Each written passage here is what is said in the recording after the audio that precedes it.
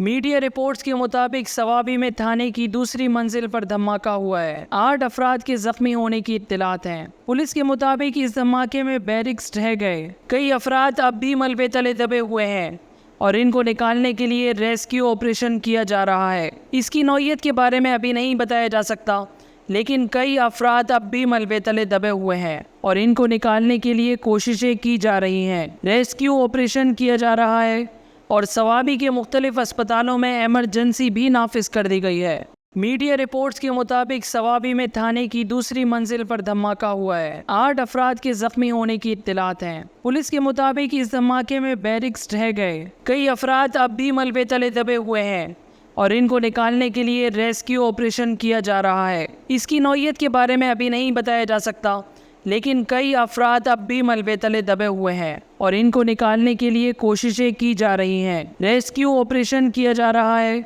और सवाबी के मुख्तलिफ अस्पतालों में एमरजेंसी भी नाफिज कर दी गई है।